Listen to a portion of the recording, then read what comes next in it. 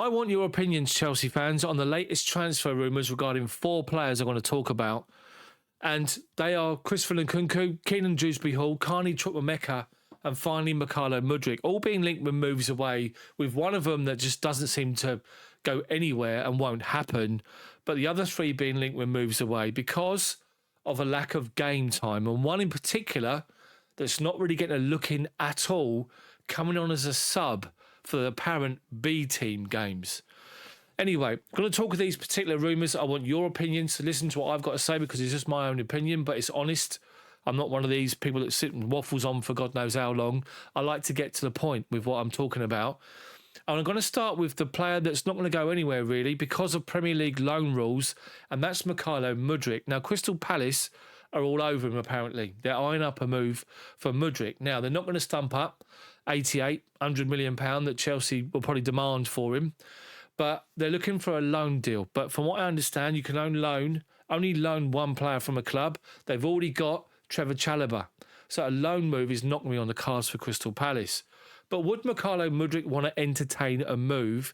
Bearing in mind this apparent A and B team where the B team plays Conference League and Cup games, even though Maresca says there is not a B team, there obviously is.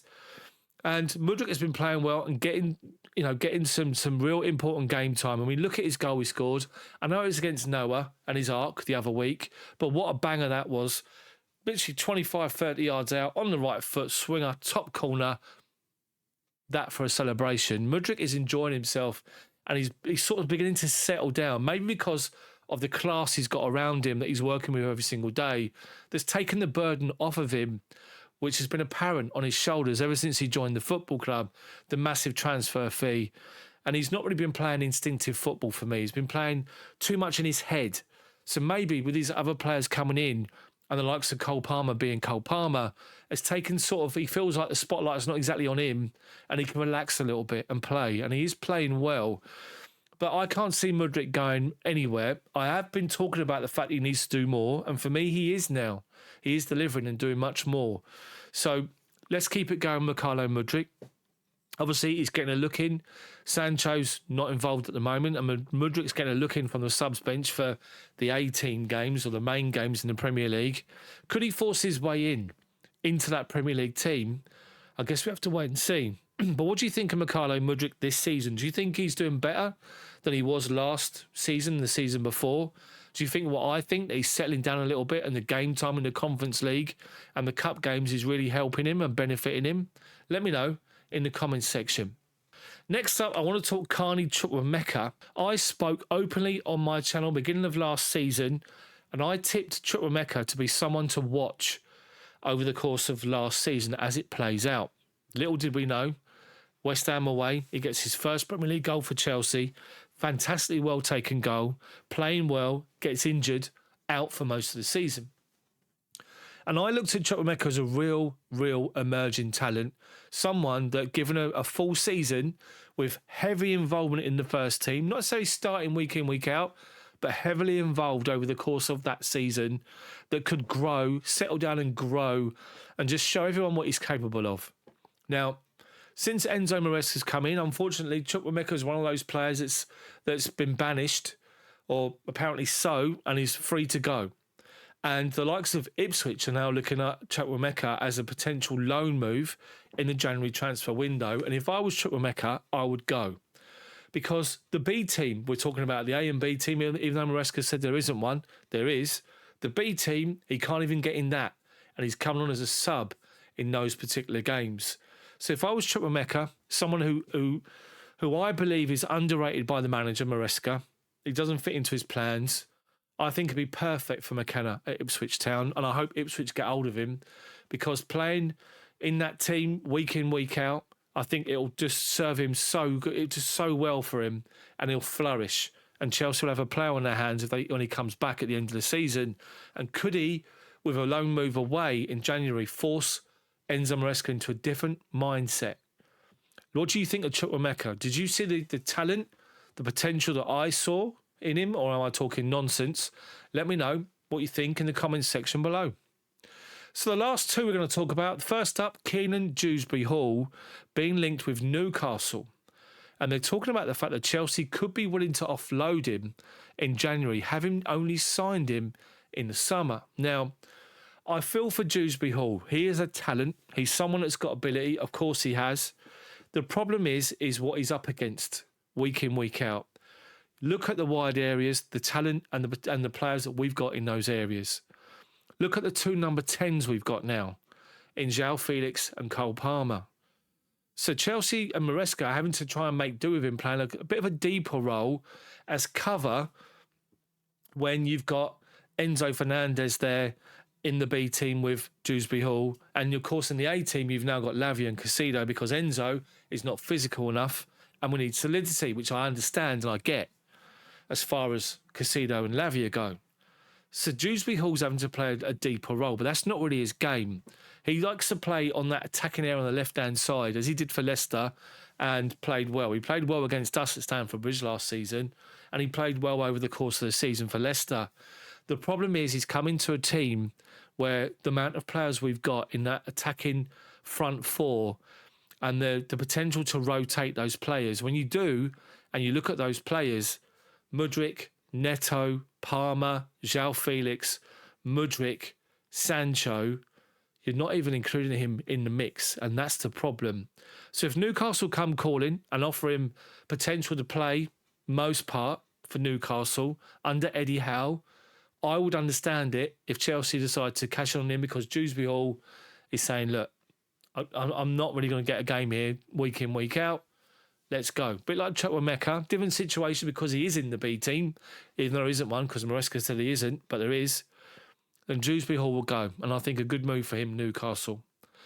So finally, let me know what you think about that, by the way. And Chukwuemeka and Mudryk in the comments section. And drop a like on the video if you like it so far. If you stuck with me, really appreciate it.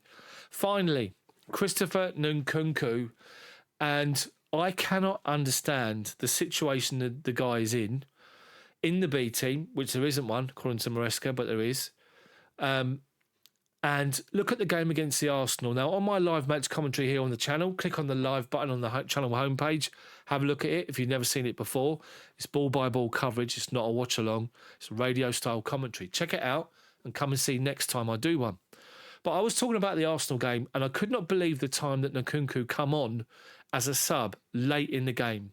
So late in the game. If anything, it's sort of disrespectful. It's like, go and change a game in 7 minutes. It's an absolute joke. The bloke has got God-given talent. The problem is he's not an out-and-out striker. He wants to play off on the left-hand side, but we all know the options that we've got. Chelsea still need a direct number 9, is what they need. Nicholas Jackson is a winger, believe it or not, converted into a centre-forward and has done well to grow and develop in that role. He still is, I'd say 70% there, but he needs to do more holding the ball up against physical Premier League defenders. And Nkunku's not that player either, and that's the problem. But what I've been saying over the last couple of weeks, and this brings me to the point about the Man United game, the Arsenal game and the Liverpool game, is we didn't do enough in those games to win them. We huffed and puffed a bit. We gave the opposition far too much respect, and we kept playing the same way. And what I've been asking the manager to do is to mix things up a little bit and change the way we're playing and our approach to make it difficult. Because at the moment, as you saw on the weekend against the Arsenal, is everything's being played in front of the defence, the opposition's defence at the moment, because we're trying to play balls in between the lines and play through. There's no balls over the top to turn defenders. There's through balls for them to chase onto, but nothing lumping over the top. And that's because you've not got a willing runner. Jackson will run all day for you, but he's not exactly the quickest. Whereas if you had an Nkunku on the pitch, it's slightly different. He gives us much more mobility. He gives us more options up front to go either in between defenders or over the top. And he changes the way that we play. And most importantly, it would change the way defenders approach defending against us because they have to deal with something different. They have to drop off. It creates space and causes problems and opens up space for likes of Cole Palmer and Mudryk and Neto and people like that. So, for Nkunku, scoring goals for fun, Europa Conference League, it's not exactly the most difficult, but he's still scoring goals for fun and in the cups.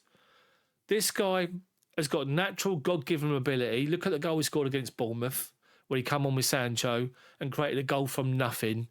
The guy gives us something different, and he's not getting a run in the team. Now, a certain Portuguese person has just turned up at Old Trafford and is now eyeing up a move for Nkunku in January. And given the opportunity, bearing in mind they've only got Højlund up front and nobody else, if Amorim and United come calling with a fee of 60, 70, 80 million pounds, Chelsea will find it difficult, because I think Nkunku will go. Because at the moment, he's stuck in that B team. Even though there isn't one, Maresca said there isn't, but there is.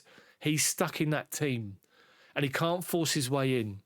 Now, I don't understand if it's the manager doesn't rate him high enough to start him week in, week out. And I want to take you back to Maresca's comments about this B team, A team. When he was asked about it after the Noah game, he said, this is not just a B team, like the reserves. This team could play in the Premier League. We could rotate it. The team that plays the Conference League could play in the Premier League, and the Premier League team could play in the Conference League. I'm having none of that at all, by the way. Absolutely none of it. But Nkunku coming on in games too late. Manager doesn't make the changes quick enough. And I think that over time, this guy will be the first one to to send shockwaves really for the Chelsea fan base, because this guy is a natural God-given talent and a natural goal scorer. And if he's unhappy and wants to go somewhere else and goes to Man United, he's going to score goals for fun, I'm telling you. So I want your opinion on Nkunku, on Dewsbury-Hall, on Carney Chukwuemeka, and on Mykhailo Mudryk. Hopefully what I'm talking makes sense and you agree with me or you disagree with me. And if you do, post your comments in the comments section. But thank you so much for watching. Thanks for your attention. Thanks for sticking with me. And I'll see you guys next time.